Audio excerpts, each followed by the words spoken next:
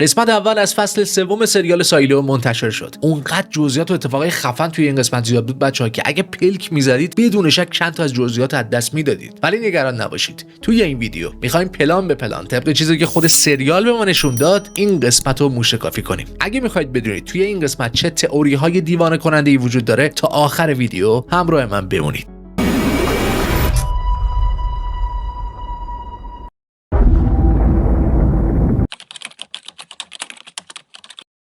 اولین چیزی که توی این قسمت دیدیم این بود که سریال بعد از 1 سال و نیم یکم ما رو انداخت تو وسط داستان، یعنی 3 ماه بعد از اتفاقات قسمت آخر. درست مثل فصل اول. اصلا این مدل دنیاها، این مدل سریال ها با این فضای داستانی مخاطب رو یکو پرت میکنن توی یک جهان عجیب و غریب و آروم آروم شروع میکنن قطره چکانی اطلاعات میدن تا همیشه این حس تعلیق سریال پابرجا بمونه. البته اینم بگم که توی تریلرها دیدیم که سریال قراره تا اتفاق بعد از آتیش گرفتن جولیت و برنارد رو به ما نشون بده. بریم سراغ جولیت. اون با از دست دادن حافظه‌اش حالا رسما تبدیل به یک امامزاده زنده و سیار شده. توی فصل دوم دیده بودیم که جولیت بعد از رفتن به بیرون همچنان بین مردم مثل یک قهرمان بود، ولی دیگه الان رسما وسایلاشو آوردن و مثل آثار مقدس خرید و فروش میکنن. سریال داره بهمون نشون میده که چطور یک شورش کم کم میتونه تبدیل به یک مذهب بشه. اما در ادامه بریم سراغ اون فلش بک های تاریخی که پایه و اساس کل داستان سریالن. بریم سراغ دنیل کین و خواهر شارلوت. از گفتگوی این خواهر برادر میفهمیم که سکانسی که ما تو قسمت آخر فصل 2 دیده بودیم، یعنی همون دیدار دنیل کین با اون خبرنگار، باعث شده تا اون خبرنگار تمام صحبت‌های دنیل کین رو به رسانه‌ها لو بده.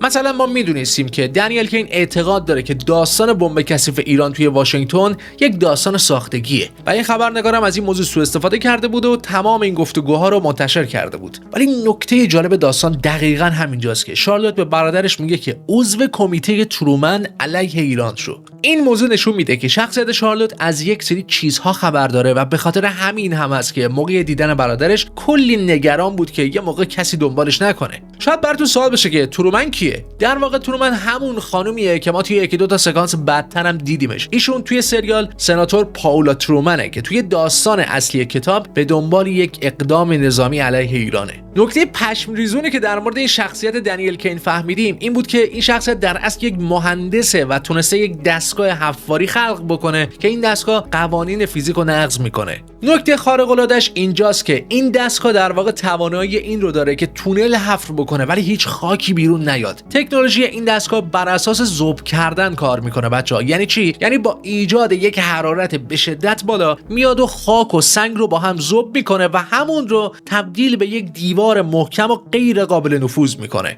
به خاطر همین هم بود که 50 تا سیلو رو به این عظمت ساخته بودن و روی سطح زمین آب از آسیاب تکون نخورده بود.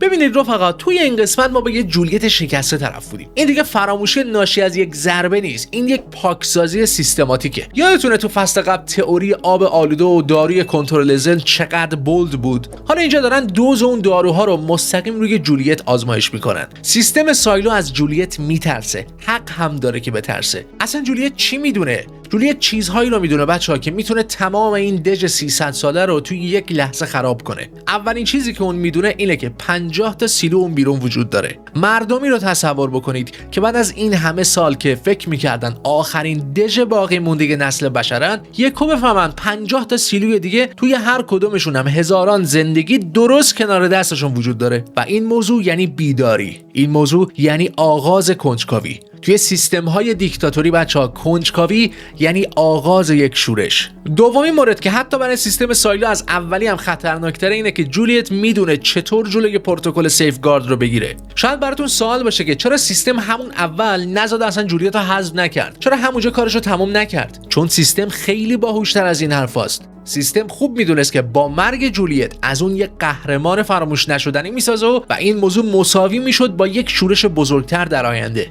اما این وسط یک شخصیت مهمی که داره بازی میکنه کامیله. ما تکلیفمون با سیمز مشخصه بچه‌ها. میدونیم که چه کارهایی ازش برمیاد. اینم بگم که کمی ناامید شدم که اگه برنارد به همین سادگی از سریال حذف شده باشه. تو قانون سینما میگن تا وقتی جسد طرفو ندیدی باور نکن که مرده. گرچه که ما سکانسی رو دیدیم که سیمز در حال خفه کردن برنارد بود، ولی سریال به شکل عجیبی این سکانس ها رو ناتموم میذاشت. مثلا ما ندیدیم که آیا در نهایت برنارد خفه شد یا نه، یا مثلا ما ندیدیم که جسد داخل کوره رفت یا نه. امکان داره که برنارد اونجا زنده بوده باشه و در لحظه آخر سیمز منصرف شده باشه. البته اینها فقط یک تئوریه که امکان داره سریال در ادامه ما رو سورپرایز کنه. اما بریم سراغ کامیل. برای درک کامل بچه‌ها باید یه قدم عقب‌تر بیایم و از دورتر به کامیل نگاه کنیم. کامیل یک شخصیت شرور نیست. کامیل در درجه اول بچه‌ها یک مادری که مسئولیت داره تا از پسرش محافظت کنه، و در درجه دوم کامیل خودش رو مسئول جون تمام مردم سایلو میدونه و اگه از این دیدگاه بخوایم نگاه کنیم،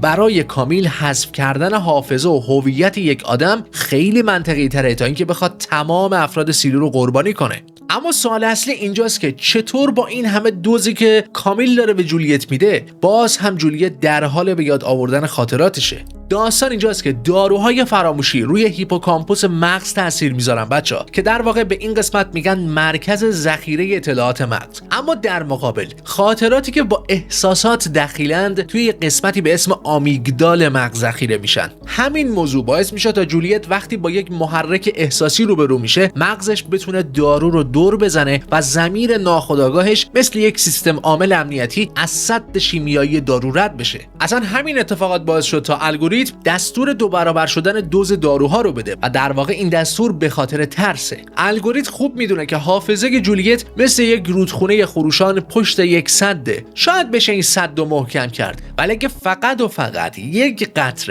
یک قطره راه خودش رو به دل ترک‌های این سد پیدا بکنه، در نهایت کل سد رو از بین میبره.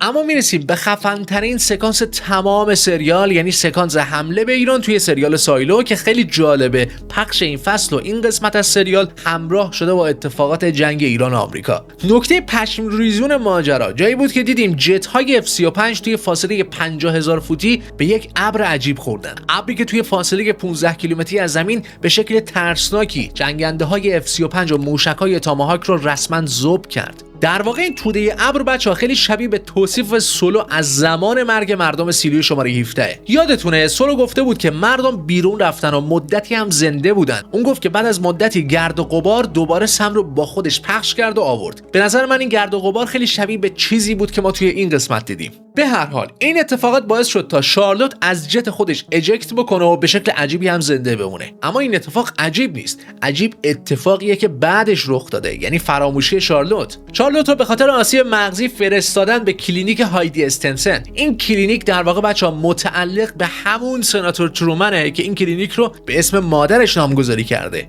کلینیکی که در دنیا پیشروترین در درمان مسئله آلزایمره، ولی همین آزمایشگاه که میخواست آلزایمر رو درمان بکنه تبدیل شد به آزمایشگاهی برای ساخت سلاح فراموشی و اصلا تمام این داروی فراموشی که تا بال توی سریال دیدیم رو دقیقاً از همین نقطه ساختن. یعنی رسما تکنولوژی که برای ساخت بازیابی حافظه ساخته بودن رو معکوس کردن تا حافظه یک تمدن رو پاک کنن. سناتور ترومن عمدن حافظه شارلوت رو پاک کرد تا از چیزی که دیده بود صحبت نکنه. اما در ادامه برسیم به بخش بعدی، جایی که دیدیم برای اولین بار یک کمیته توی سایلو شکل گرفته و از هر سمت هم یک نماینده توی این کمیته شرکت میکنه. نکته جالب حرفای نماینده معدنچیا بود. اولی که اونا میدونستن که سن سایلو چقدره. این شخص یک حرف خیلی عجیبی میزنه. اون میگه تونل ها هر هفته ریزش میکنن و از همه مهمتر اونا نمیتونن بیشتر از 60 متر حفر بکنن. دلیلش چیه بچه‌ها؟ چون سیستم به طور خودکار و عمدی باعث ریزش میشه. دیوارهای سایلو حدوداً همینقدر با هم دیگه فاصله دارن. اگه کارگرها بیشتر از 60 متر به صورت افقی بکنن، به سیلوی بغلی میرسن و سیستم داره با این ریزش‌های ساختگی جلوی ارتباط سیلوها رو با هم دیگه میگیره.